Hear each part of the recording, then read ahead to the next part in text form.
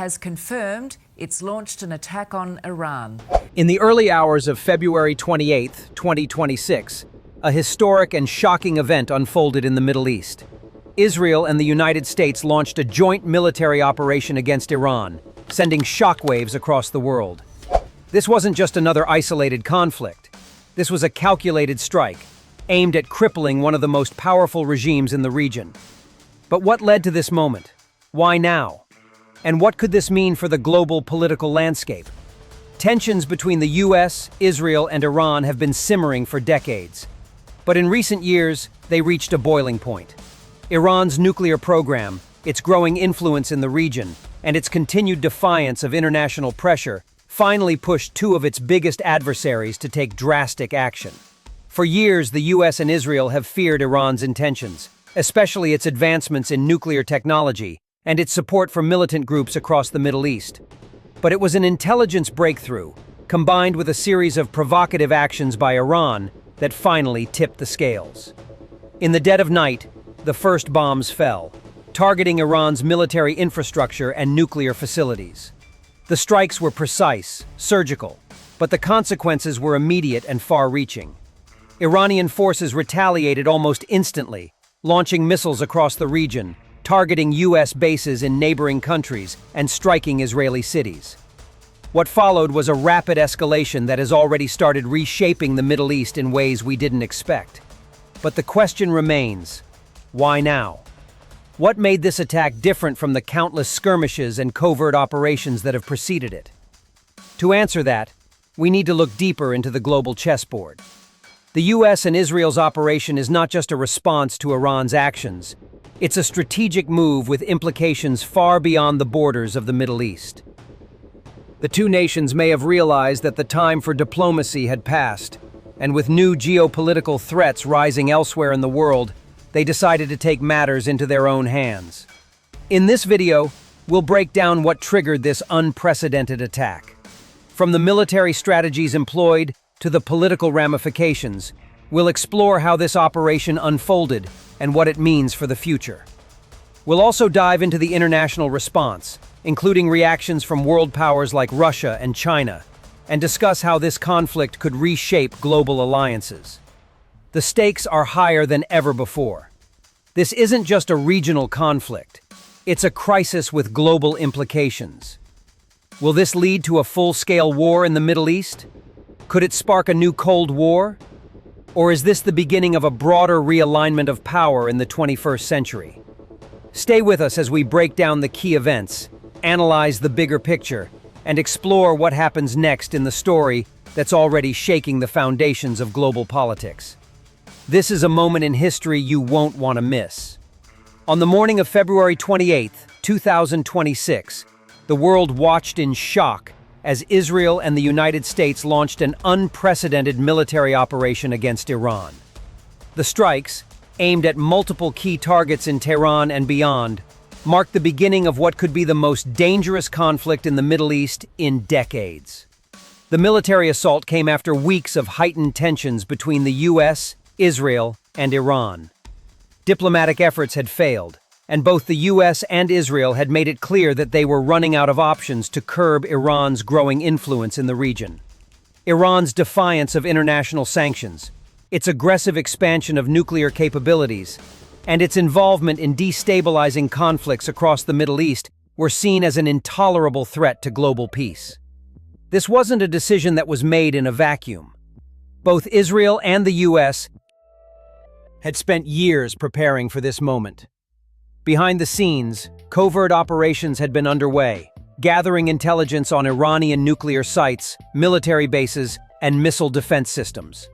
For months, special forces had infiltrated key Iranian facilities, planting surveillance devices and mapping out crucial infrastructure.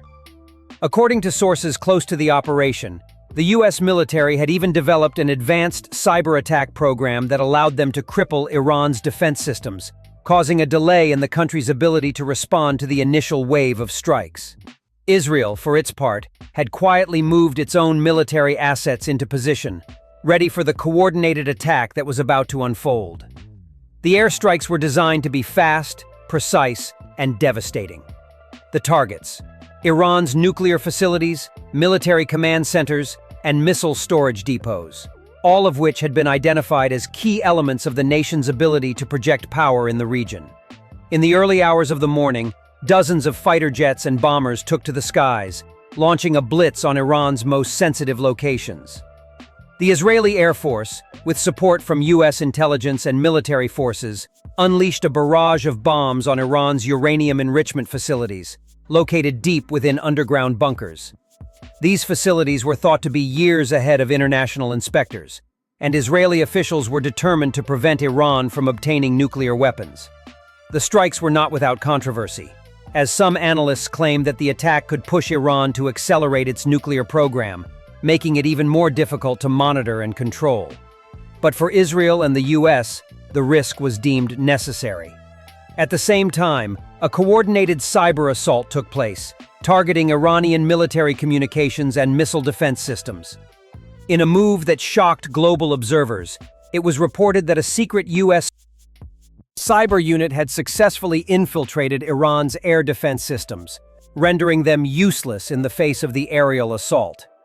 As Israeli bombers flew over Tehran, Iranian air defenses were completely offline, unable to intercept the incoming missiles. The precision of the strikes ensured that Iran's ability to retaliate was crippled in the early hours of the operation. But even as the bombs fell, Iran was already preparing to respond. By the time the sun had risen over the region, Iran's response had already begun. Missile launches were detected across the Middle East, targeting U.S. military bases in Qatar, Bahrain, and Kuwait, as well as key Israeli cities. Iran's military commanders, realizing that the U.S. and Israel had crippled much of their offensive capability, resorted to a strategy of retaliation through proxy forces, launching rockets and drones against U.S. interests in Iraq and Syria. The initial strikes, while damaging, were only the beginning of what would soon become a larger regional conflict. At the heart of this military operation was the fear that Iran's growing nuclear capabilities, coupled with its military entanglements in Syria, Iraq, and Yemen, posed an existential threat to both Israel and the United States.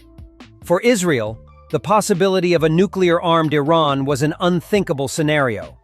For the U.S., the geopolitical implications were far-reaching. The United States, already heavily involved in the region, could not afford to allow Iran to continue its march toward nuclear weapons. The intelligence gathered over the past several months pointed to a critical moment in Iran's nuclear development. If left unchecked, Iran's nuclear ambitions could threaten the balance of power in the region for decades. The attack on February 28 was a decisive move to prevent that future.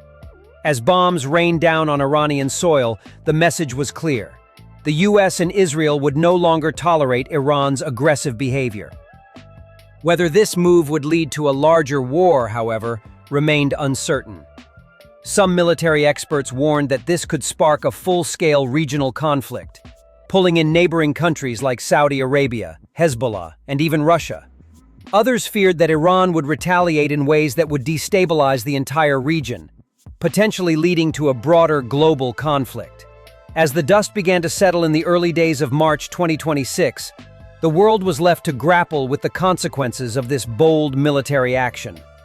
The geopolitical landscape had shifted, and there was no turning back. The United States and Israel had taken a significant step in reshaping the future of the Middle East, but the road ahead was filled with uncertainty. Would this be the beginning of a larger war? Or would it be remembered as the critical turning point that finally contained Iran's ambitions? The world was watching, and the answers would soon unfold in the days, weeks, and months to come. Tensions between Iran, Israel, and the United States have been rising for decades, with numerous flashpoints along the way. These countries have long been embroiled in a geopolitical struggle that has seen covert operations, proxy wars, and escalating rhetoric. However, the attack launched on February 28, 2026, didn't happen in a vacuum.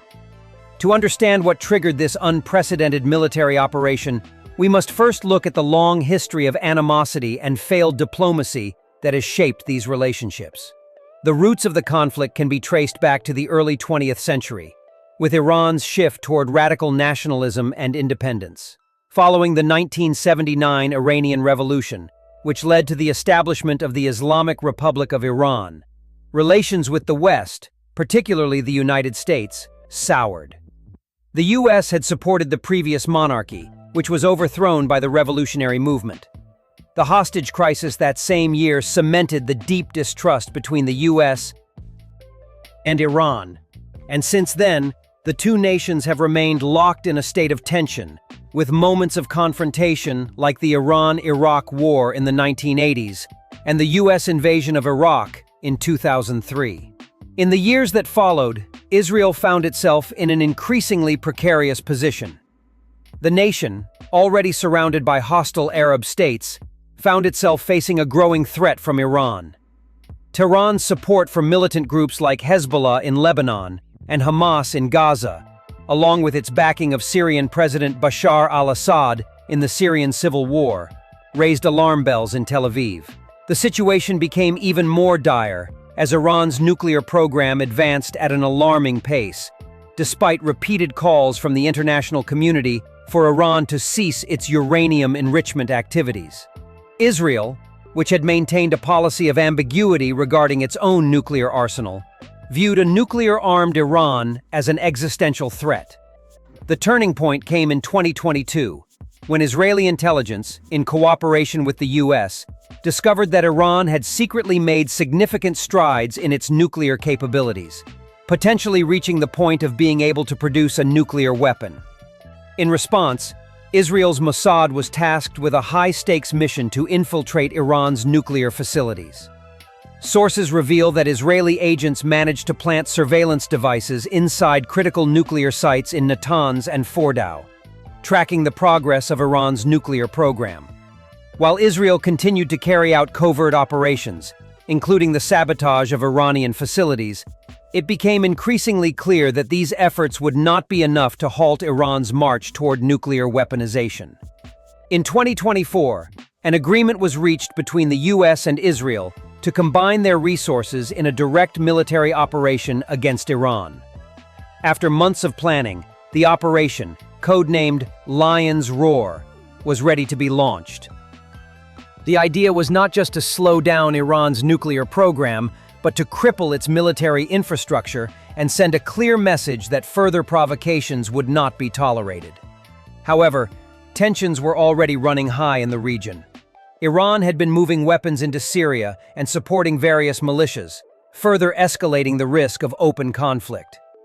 The U.S. had also been ramping up its military presence in the Persian Gulf, positioning naval ships and air bases in anticipation of an eventual confrontation. Meanwhile, Iran, fully aware of the increasing pressure, was preparing for a potential attack. Over the past 2 years, Iranian officials had hardened their military positions and developed a more robust missile defense system, making it clear that they would not go down without a fight. Tehran's rhetoric became increasingly aggressive, with top officials openly threatening retaliation if Israel or the U.S. dared to strike.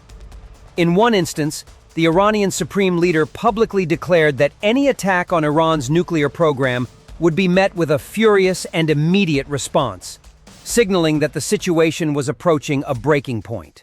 In early 2026, following a failed round of diplomatic talks, where the U.S. and Israel presented new demands for Iran to abandon its nuclear program, the final decision was made.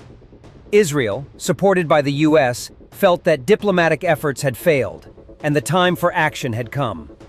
The intelligence collected over the previous months suggested that Iran was on the cusp of producing enough fissile material to build a nuclear weapon, and the risk of a nuclear-armed Iran was deemed too great to ignore. The diplomatic failure was the final catalyst. The negotiations, which had been stalled for months, ended in January 2026. As the deadline approached, Israel and the U.S. concluded that they had no other option but to strike first. Both nations were acutely aware that any delay in action could lead to irreversible consequences, not just for the region, but for the entire world. The attack on February 28, 2026, was the culmination of years of escalating tension, covert operations, and an ever-deepening distrust between these three powerful nations. It was a moment decades in the making, one that many feared would be the spark that ignited a full-scale war in the Middle East. The balance of power in the region was forever altered, and the world would soon learn the true cost of this bold move. On the morning of February 28, 2026, Israel and the United States executed a meticulously planned and coordinated military strike against Iran. The assault, which took place just hours after the last diplomatic talks failed, was not an isolated incident, but rather the culmination of years of mounting tensions. From the moment the operation commenced, the world watched as a massive series of airstrikes and missile launches targeted key Iranian infrastructure. The operation was a clear message from the US and Israel. Iran's nuclear ambitions and military expansion could no longer be tolerated. With precision and speed, US and Israeli forces attacked Iran's military command centers, nuclear sites, missile defense systems, and critical infrastructure. The first wave of strikes was massive. Israeli fighter jets, equipped with cutting-edge stealth technology, soared over the Iranian landscape, targeting deep underground nuclear facilities located in Natanz, Fordo, and other high-security sites. These sites, which had been under close surveillance by Mossad and the CIA for years, were believed to be nearing the point where Iran could potentially develop a nuclear weapon. Intelligence had shown that Iran had been working on its enrichment capabilities in secret, and the strikes were intended to destroy these key facilities before they could reach the threshold of a nuclear weapons breakout. At the same time, US bombers unleashed precision-guided bombs on Iran's military command centers, crippling the leadership's ability to coordinate a counterattack. The attacks were carried out with almost surgical precision. The precision-guided munitions dropped by the US and Israeli aircraft were designed to minimize collateral damage, focusing solely on high-priority military and nuclear sites. But this didn't mean that the operation was without risks. Iranian leaders had expected a potential airstrike, and as the bombs fell, the Iranian military's advanced missile defense systems, which were upgraded in recent years, attempted to intercept the incoming barrage. However, in what was described as one of the most successful cyber warfare operations in history, US cyber units, working alongside Israeli intelligence, had disabled Iran's missile defense systems just hours before the strikes began. The timing was crucial, as Iran's ability to defend itself was severely limited in those first moments of the attack. Reports soon emerged that many of Iran's anti-air systems had been completely incapacitated, leaving the country vulnerable to the first wave of destruction. As expected, Iran retaliated swiftly. The moment the Israeli jets left Iranian airspace, Iran launched a counterstrike targeting US military bases in the Gulf region. Missiles were fired from launch sites across Iran, aiming at American facilities in Qatar, Bahrain, and Kuwait, as well as critical shipping lanes in the Persian Gulf. Some of these missiles, launched from underground bunkers, were equipped with advanced warheads capable of reaching their targets with alarming accuracy. Iran's retaliation was a desperate attempt to inflict damage on American interests in the region and send a strong message of defiance. In the early hours of the conflict, Iran also launched drone strikes on Israeli cities, with Tel Aviv and Haifa being primary targets. The strikes, while devastating, failed to achieve their intended effect. Israeli air defenses, though damaged by the initial attacks, were able to intercept many of the incoming drones, limiting the extent of the destruction. Despite the retaliation, the Iranian government was facing a far more significant challenge than it had anticipated. The US and Israel's coordinated assault had achieved a remarkable level of success in crippling Iran's military infrastructure. As the first wave of attacks ended, reports indicated that critical Iranian military communication networks were down, and major command centers were left inoperable. Iran's nuclear program, which had long been a source of concern for the West, was left in disarray, with major facilities destroyed or severely damaged. But Iran was not going to give up easily. The regime's leadership quickly took to state television, calling the strikes an act of war and vowing revenge. Iran's supreme leader, in a fiery address, promised to retaliate in ways the world had never seen, warning Israel and the US that they would pay the price for their actions. The international community, meanwhile, watched the unfolding crisis with a mix of concern and uncertainty. Many countries, particularly those in Europe, condemned the airstrikes, calling for an immediate ceasefire and the resumption of diplomatic talks. The European Union, already dealing with its own internal challenges, called for an emergency summit to discuss the ramifications of the conflict. Russia, a longtime ally of Iran, also condemned the actions of the US and Israel, calling the attacks an unprovoked act of aggression. Russia's foreign minister made it clear that any further escalation could lead to catastrophic consequences for regional stability. The UN Security Council convened an emergency meeting to address the situation, but it quickly became clear that the global body was powerless to stop the unfolding events. The Security Council was paralyzed by deep divisions, with the US and Israel on one side and Russia and China on the other. As Iran's retaliation continued, the situation in the region deteriorated rapidly. US military forces, already positioned across the Gulf and Eastern Mediterranean, began to prepare for a long-term engagement. The Pentagon reported that several of its air bases in the region had sustained damage from Iranian missile strikes, but these bases were still operational. Within days, US forces began fortifying their positions and reinforcing troops in the region. Israel, too, increased its military readiness, anticipating further attacks from Iran and its proxy forces. Iran, facing mounting pressure from both the military strikes and international condemnation, sought to rally its allies in the region, including Hezbollah, Hamas, and Shiite militias in Iraq. These groups, supported by Iran's vast network of influence, began launching asymmetric attacks on Israeli and American interests, further escalating the conflict. The war had officially begun. The escalation, while initially limited to targeted airstrikes and missile exchanges, was quickly morphing into a broader regional conflict, one that could drag neighboring countries into the chaos. Saudi Arabia, with its strategic interests in the region and long-standing rivalry with Iran, found itself caught in a precarious situation. As US forces continued to engage with Iranian-backed groups in Syria and Iraq, Saudi Arabia began reinforcing its borders, bracing for potential Iranian attacks or sabotage. The Gulf Cooperation Council, GCC, convened an emergency summit to discuss the situation, though there was no immediate resolution to the escalating crisis. While many countries continued to urge restraint and diplomacy, the reality on the ground was that the conflict was already spiraling beyond anyone's control. As the weeks passed, the ramifications of the February 28th attack became ever more apparent. The geopolitical landscape had been forever altered, and the once stable balance of power in the Middle East was now in tatters. With Iran and its allies vowing retaliation, the US and Israel prepared for a long and costly conflict that could reshape the entire region. The world was left to wonder, was this the beginning of a full-scale regional war? Or was it just the first chapter in a much larger, more unpredictable confrontation? Only time would tell. But one thing was certain: the Middle East would never be the same.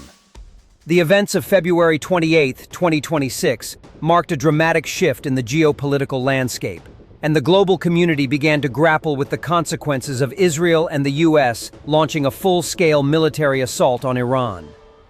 As the dust settled from the initial wave of attacks, world leaders and experts began to assess the broader implications of the strikes, both regionally and globally.